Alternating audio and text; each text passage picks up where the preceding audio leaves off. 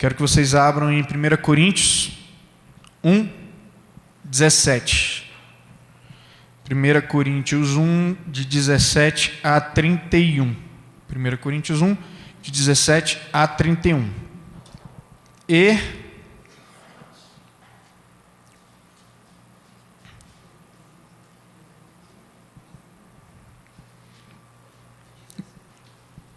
1 Coríntios 1, 17 a 31.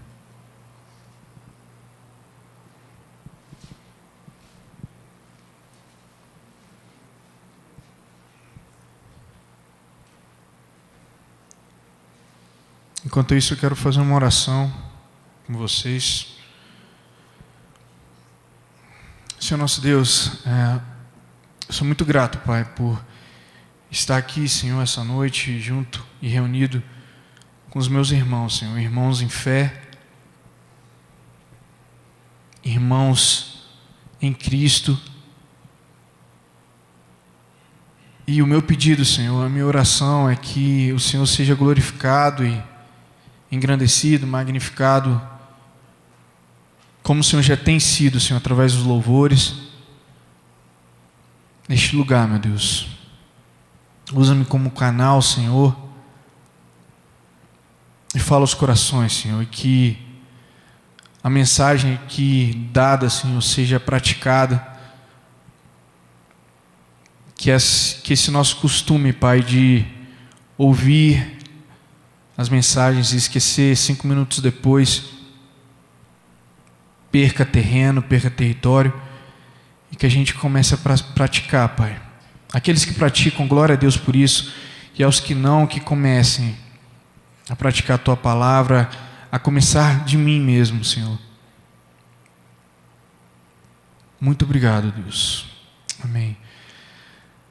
Então, o tema dessa palavra tem mexido comigo nessas últimas semanas, até porque eu venho conversado sobre isso,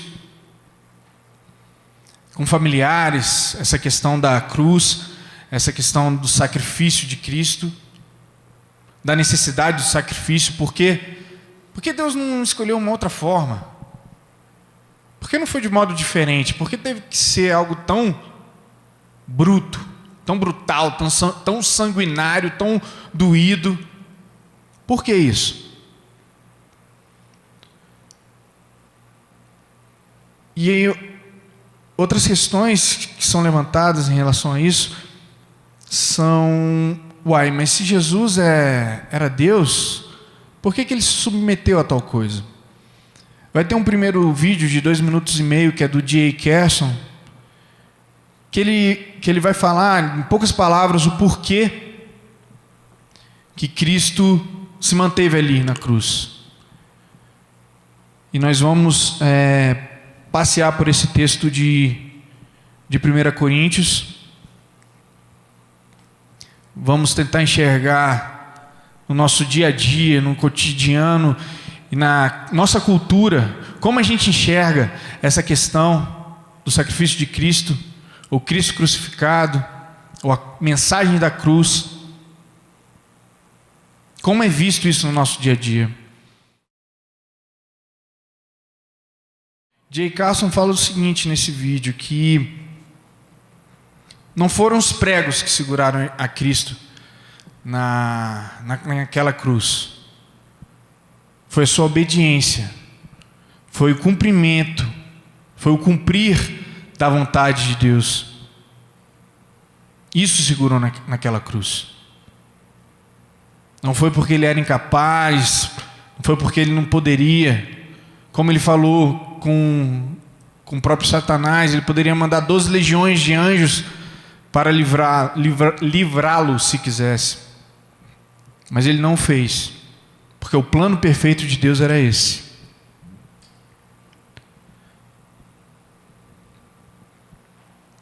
Eu vou deixar para comentar essa pergunta que eu fiz no final. Na verdade, eu não vou nem comentar. Eu separei aqui mais ou menos a linha de raciocínio de cada um. Na verdade, tem 2 grupos. Teve um que eu não entendi, mas eu também não entenderia a minha letra. Então, não tem muito problema. Vamos lá então. 1 Coríntios 1, 17, 31. Só para pegarmos rapidamente aqui o contexto de Corinto.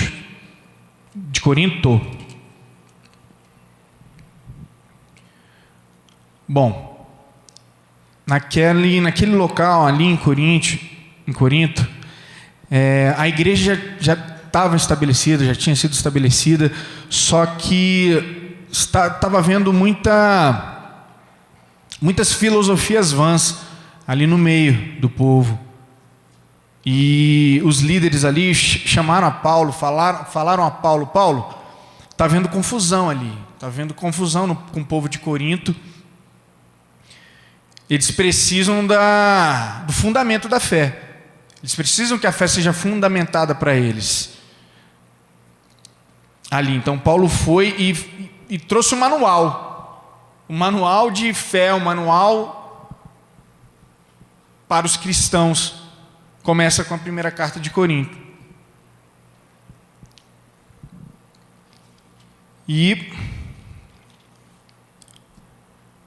Pois bem, vamos lá, 1 Coríntios 1,17. Eu vou ler bem mastigadinho, bem devagarinho. Eu vou ler de uma vez, do 17 ao 31, e depois eu vou voltar nos pontos principais. 17. Porquanto Cristo não me enviou para batizar, mas para proclamar o Evangelho, não por meio de palavras de sabedoria humana, para que a cruz de Cristo não seja esvaziada. 18. Pois a mensagem da cruz é loucura para os que estão sendo destruídos, porém para nós que estamos sendo salvos, é o poder de Deus. Porquanto está escrito: destruirei a sabedoria dos sábios e rejeitarei a inteligência dos homens cultos. 20. Onde está o sábio? Onde está o homem culto? Onde está o questionador desta era? Acaso não tornou Deus completamente insensata a sabedoria deste mundo?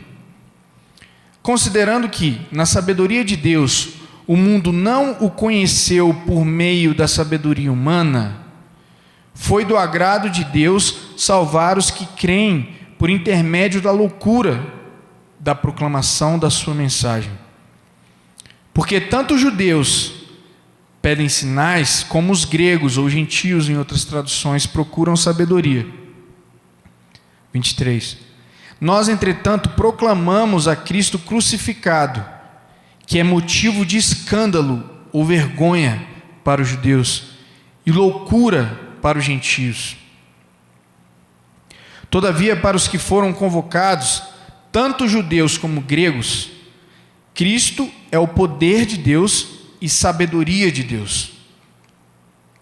Porquanto a insensatez de Deus é mais sábia que a sabedoria dos seres humanos, e a fraqueza de Deus é mais forte que todo o poder dos homens. Irmãos, contemplai a vossa vocação, pois não foram convocados muitos sábios de acordo com critérios humanos, nem muitos poderosos, nem tampouco nobres.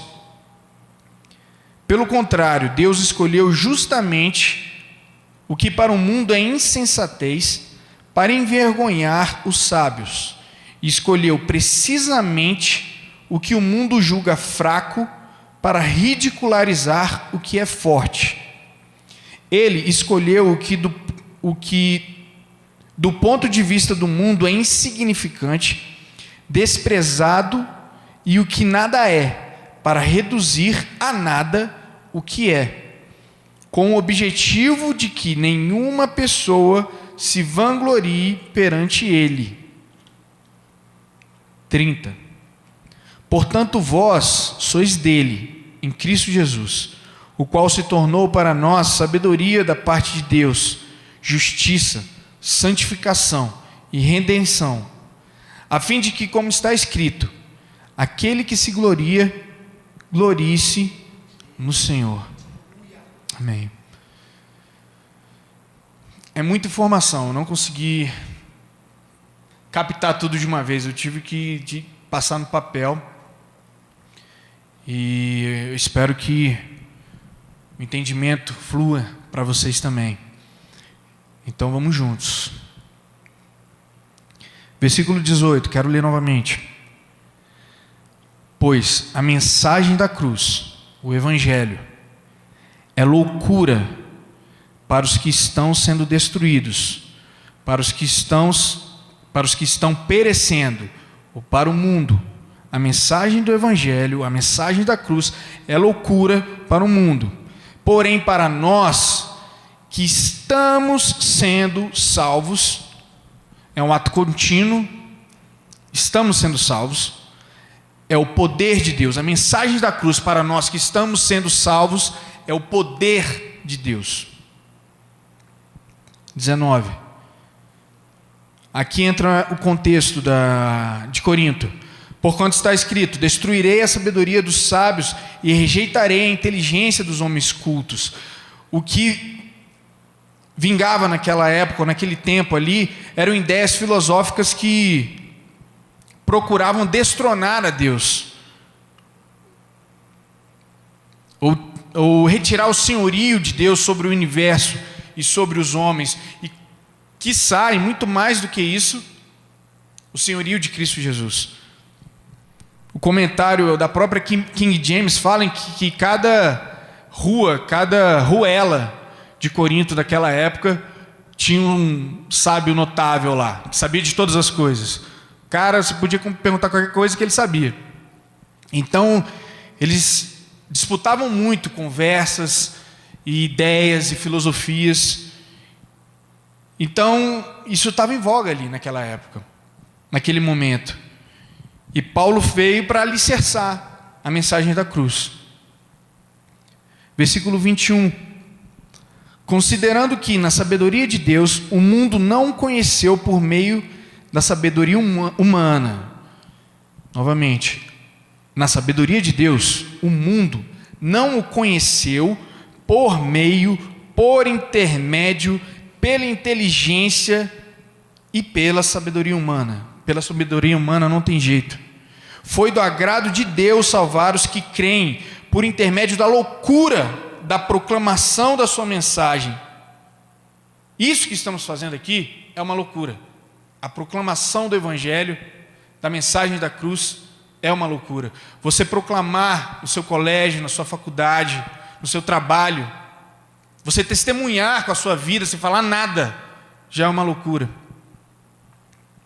A pregação das boas novas de que Jesus Cristo, o Messias, o Filho de Deus, encarnado, que morreu na cruz do Calvário e ressuscitou para a nossa justificação, santificação e salvação eterna, é simplesmente loucura, insensatez do ponto de vista de quem está escravizado pelo sistema de valores do mundo, ou deste mundo. Eu faço uma pergunta: qual é o sistema de valores deste mundo que vivemos? Eu elenquei aqui alguns exemplos, só que ele não é taxativo. Qual é o sistema de valores deste mundo em que vivemos?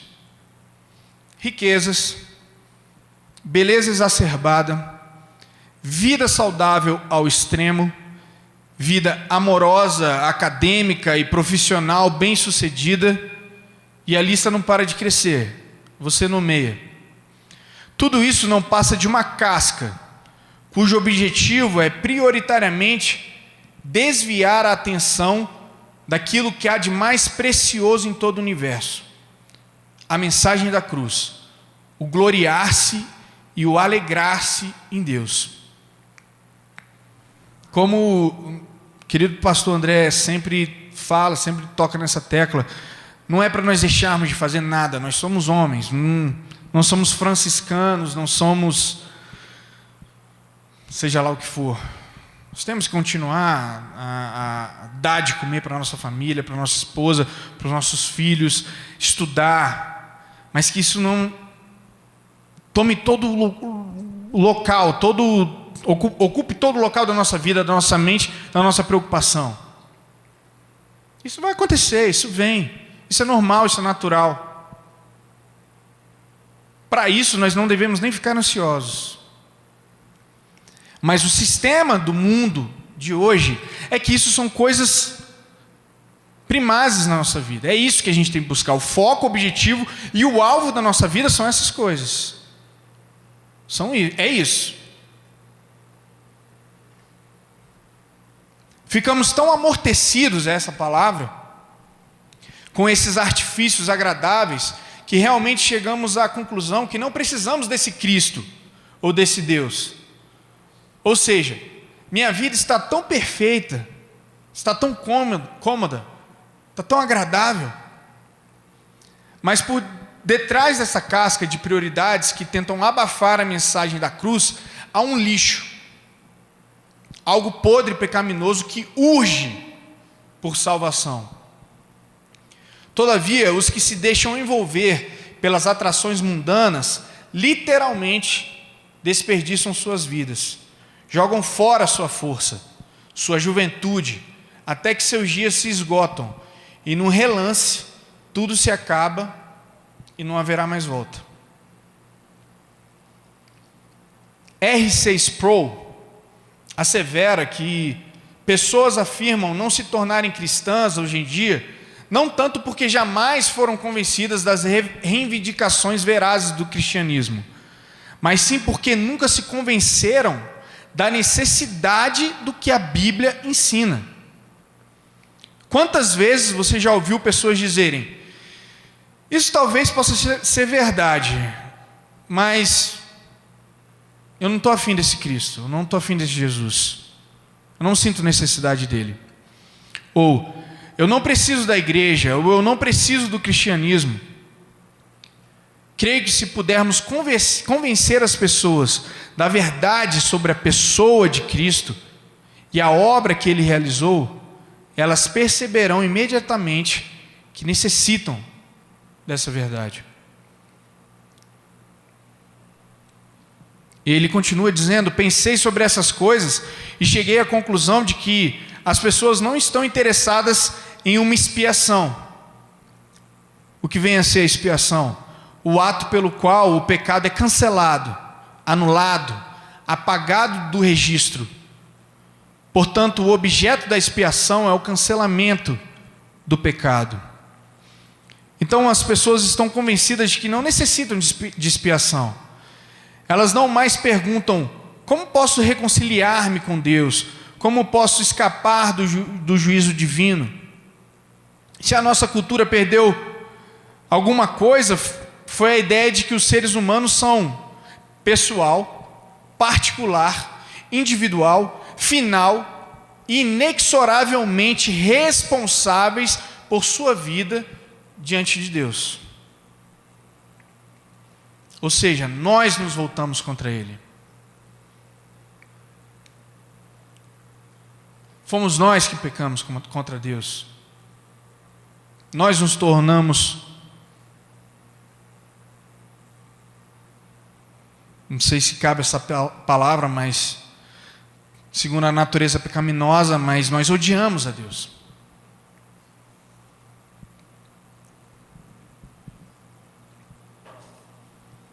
A doutrina da justificação que prevalece em nossos dias não é a doutrina da justificação somente pela fé, nem mesmo é o ensino de justificação por boas obras ou por uma combinação de fé e obras, que aí é aquela discussão do calvinismo, arminianismo e tantos ismos que existem por aí.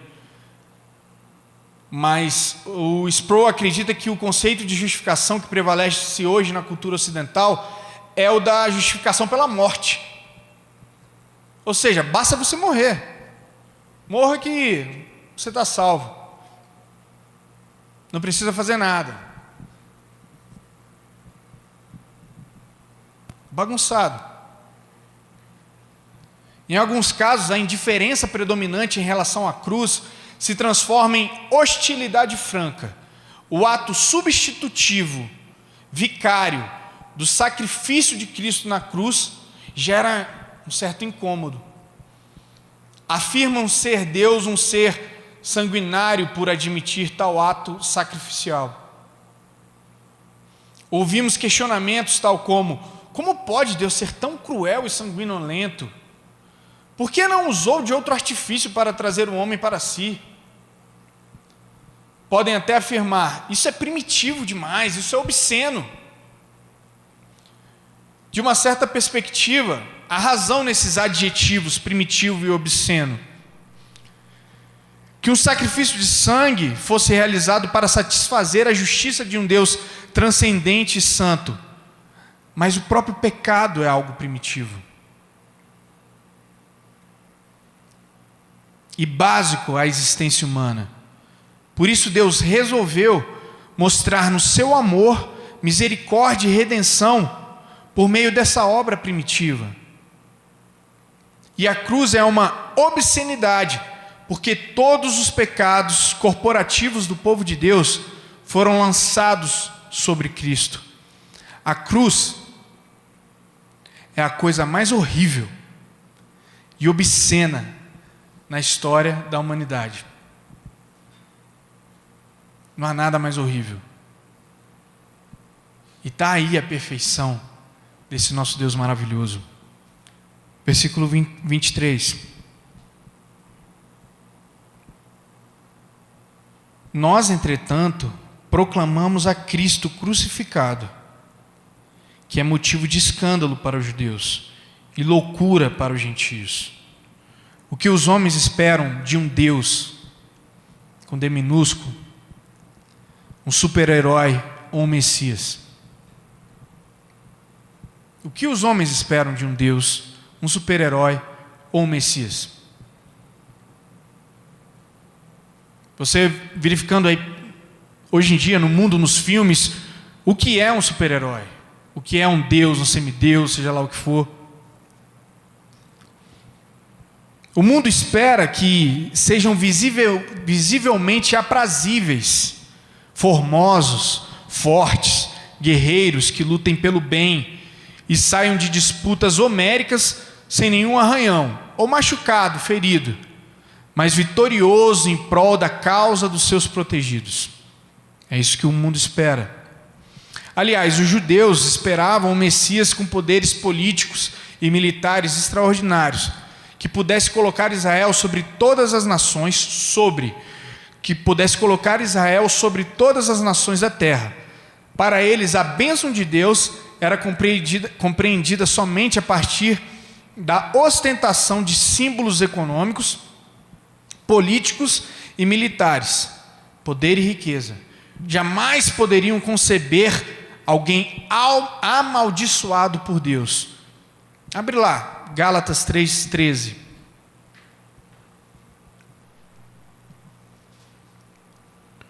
Para a cultura judaica,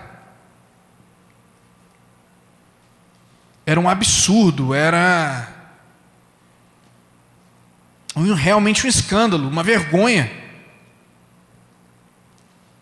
Alguém aos olhos fraco, amaldiçoado, crucificado. Gálatas 3:13. Depois voltamos a 1 Coríntios. Cristo nos redimiu da maldição. Esse aqui é a NVI, desculpe.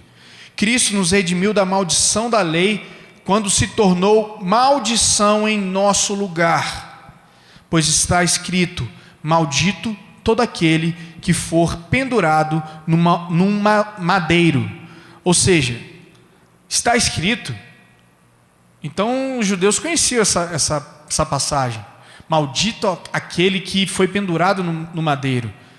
Então nunca para eles Cristo seria o Messias. Jesus seria o Messias. Nunca. Ou seja, pela sabedoria humana, eles nunca iriam compreender que Jesus Cristo seria o Messias daquele povo. Já os gregos, eles escarneciam de uma divindade que a seus olhos não tinha sabedoria filosófica e o poder para salvar a si mesmo da condenação, à morte de cruz. Os romanos tinham certeza de que nenhuma pessoa de boa reputação seria crucificada, de maneira que era inconcebível que Jesus pudesse ser divino e ao mesmo tempo um criminoso condenado à pena de morte, já que os próprios romanos decretaram a crucificação de Cristo. Vamos comigo, lá no versículo 24 de 1 Coríntios 1. Todavia, para os que foram convocados, tanto judeus como gregos, tanto judeus como gentios, Cristo é o poder de Deus e sabedoria de Deus. Bom, tem essa palavrinha mágica aqui, para os que foram convocados, ou seja, convocação é diferente de adesão. Na convocação somos chamados e obrigados pela autoridade superior a comparecer, a participar de algo, e isso é graça, pois não vem dos homens para que ninguém se glorie, mas é dom de Deus, a fim de nos gloriarmos e nos alegrarmos nele. Já a adesão é o próprio interessado que se manifesta a participar de um contrato ou ato juntamente com a outra parte, superior ou não. Eu quis chamar a atenção por essa questão de convocado, adesão. Eu sei que nós proclamamos, nós falamos, Senhor, eu te aceito como Senhor e Salvador da minha vida, dia após dia, todo dia. Mas o gatilho foi o Espírito Santo de Deus que deu na sua vida, para você dizer algo assim, porque com a sua sabedoria humana, com a sua mente, você não faria, você não o faria. Sem a loucura e a fraqueza da crucificação, não poderia ter havido a sabedoria e o poder da ressurreição que em Cristo Jesus estão à disposição de todos os que creem.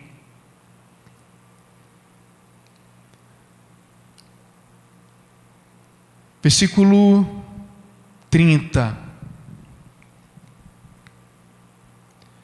Portanto, vós sois, 30 e 31, portanto, vós sois dele, em Cristo Jesus, o qual se tornou para nós sabedoria da parte de Deus, justiça, santificação e redenção, a fim de que, como está escrito, aquele que se gloria, glorie-se no Senhor. Para que nós fomos criados? Isaías 43, versículo 7. Nós fomos criados para a glória de Deus. Nós fomos criados para a alegria de Deus. Só que nós fugimos disso. Na época em que Isaías profetizou isso e disse isso, não havia Cristo Jesus para nos justificar perante Deus, ou para expiar os nossos pecados, ou para fazer com que Deus fosse propício a nós, que é a propiciação, que Deus fosse favorável a nós. O Senhor nos criou para a sua própria glória. O Senhor nos criou para que nós nos alegremos nele e assim fazê-lo alegre. Isaías 43, 7. Eu vou usar uma pequena ilustração que eu vi essa semana. Em 200 a.C., mais ou menos, talvez alguns de vocês possam conhecer essa história.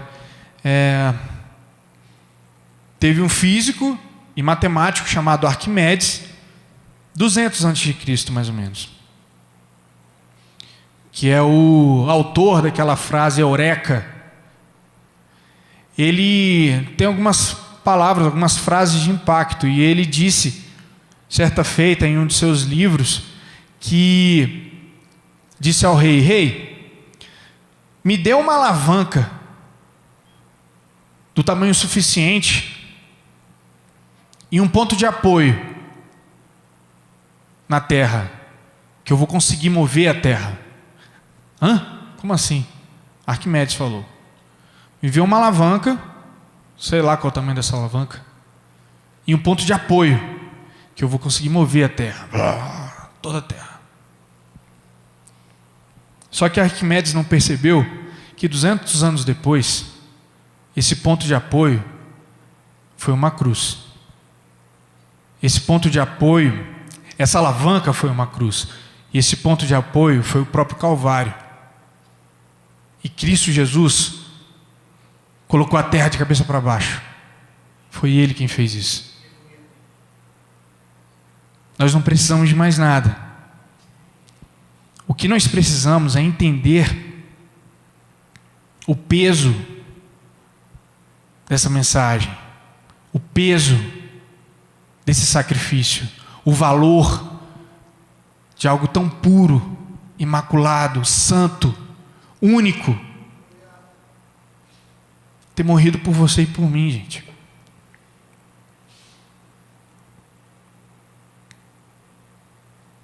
Não é... A gente não consegue enxergar isso em nenhuma outra religião até. Um Deus que se sacrifica a gente até acha, mas que ressuscita e que volta em cumprimento ao plano do Deus maravilhoso e altíssimo. Como Paulo mesmo disse, se Jesus não tivesse ressuscitado, nós seríamos mais dignos de pena. Nós aqui, 20 e pouco pessoas. Fica tranquilo, gente. Se Jesus não ressuscitou, nós somos os mais dignos de piedade. Mas fica tranquilo. Ele é vivo. Ele reina.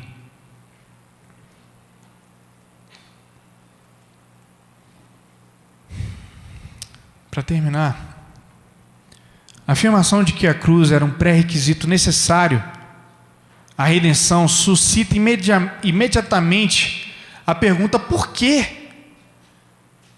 Por que a cruz era um pré-requisito para isso? Para a redenção do homem? Por quê? A resposta está como sempre esteve, desde os tempos de Agostinho e Pelágio, em nosso entendimento do caráter de Deus e da natureza do pecado. Se temos um entendimento deficiente quanto ao caráter de Deus e à natureza do pecado, é inevitável que cheguemos à conclusão de que a expiação ou o cancelamento dos pecados não era necessário. O pecado não é tão grave assim não é tão ruim não tem problema nenhum não.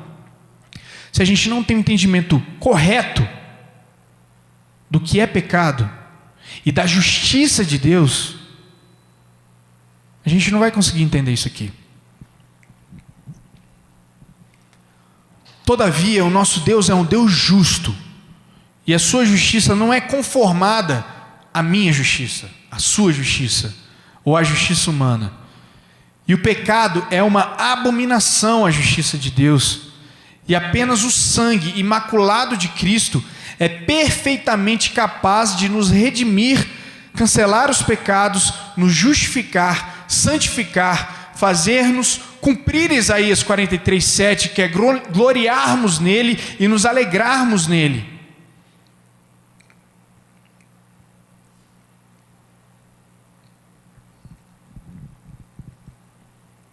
E como resposta a essa pergunta, e se Cristo não fosse crucificado, como haveríamos de ser salvos? Há outra forma? Não há outra forma. Simples assim. Eu quero terminar com uma citação do John Piper, do livro O Sofrimento e a Sabedoria de Deus, e a Soberania de Deus, que diz o seguinte: o propósito último do universo é demonstrar a glória da graça de Deus. Mas ele continua: a mais alta, mais clara e mais absoluta demonstração desta glória está no sofrimento da melhor pessoa do universo, em favor de centenas, milhões, bilhões, seja lá quantos forem, pecadores indignos. Portanto, a razão última para a existência do sofrimento no universo é que Cristo possa revelar, através da sua morte de cruz, a grandeza da glória da graça de Deus, sofrendo Ele mesmo para sobrepujar nosso sofrimento e ocasionar o louvor da glória da graça de Deus. Como assim então, vocês podem perguntar? Qual a base bíblica para uma afirmação dessa?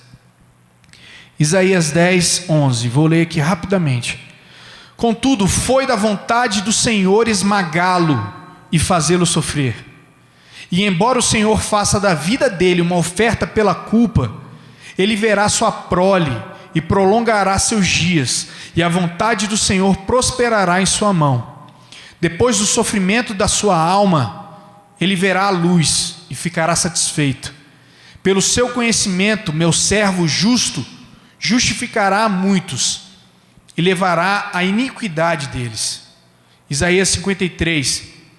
Foi desprezado e rejeitado pelos homens, um homem de tristeza e familiarizado com o sofrimento. Como alguém de quem os homens escondem o rosto, foi desprezado e nós não o tínhamos em estima. Certamente ele tomou sobre si as nossas enfermidades e sobre si levou as nossas doenças. Contudo, nós o consideramos castigado por Deus, por ele atingido e afligido. Mas ele foi transpassado por causa das nossas transgressões, foi esmagado por causa de nossas iniquidades. O castigo que nos trouxe paz estava sobre ele, e pelas suas feridas fomos curados. Todos nós, tal qual ovelhas, nos desviamos, cada um de nós se voltou para o seu próprio caminho, e o Senhor fez cair sobre ele a iniquidade de todos nós. Atos 2, 23 e 24. Este homem lhes foi entregue por propósito determinado e pré-conhecimento de Deus, e vocês, com a ajuda de homens perversos, o mataram pregando-o na cruz. Mas Deus o ressuscitou dos mortos, rompendo os laços da morte, porque era impossível que a morte o retivesse. Atos 4, 27 e 28. De fato, Herodes e Pôncio Pilatos reuniram-se com os gentios e com os povos de Israel nessa cidade, para conspirar contra o teu santo servo Jesus, a quem ungiste. Fizeram o que o teu poder e a tua vontade haviam decidido de antemão que acontecesse. João 10, 17, 18. Por isso é que meu Pai me ama, porque eu dou a minha vida para retomá-la. Ninguém a tira de mim, mas eu a dou por minha espontânea vontade. Tenho autoridade para dá-la e para retomá-la. Esta ordem recebi de meu Pai. 1 Pedro 2, 19. Porque é louvável que por motivo de sua consciência para com Deus, alguém suporte aflições sofrendo injustamente. Pois que vantagem há em suportar açoites recebidos por terem cometido mal? Mas se vocês suportam sofrimento por terem feito bem, isso é louvável diante de Deus. Para isso vocês foram chamados, pois também Cristo sofreu no lugar de vocês, deixando-lhes exemplo, para que sigam os seus passos. Ele não cometeu pecado algum, e nenhum engano foi encontrado em sua boca. Quando insultado, não revidava. Quando sofria, não fazia ameaças, mas entregava-se àquele que julga com justiça, a Deus.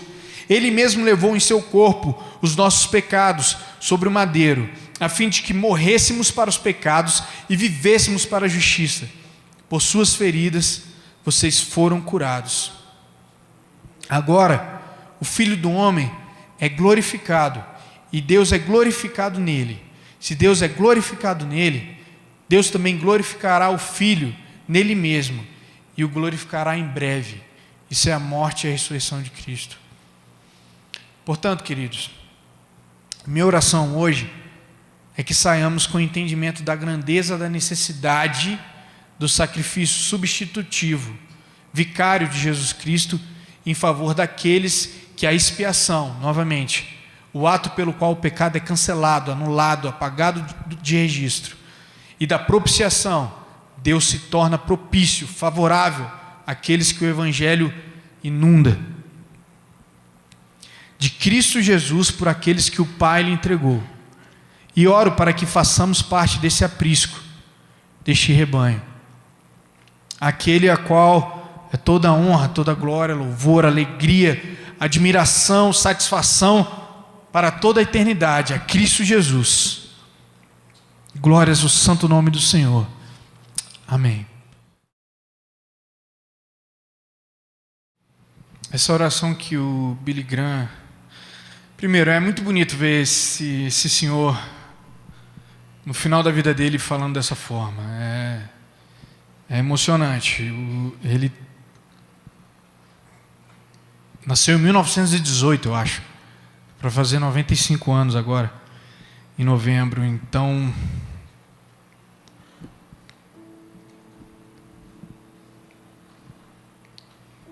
essa oração que ele fez no final, faça em todo tempo, em todo momento. Não é uma vez só.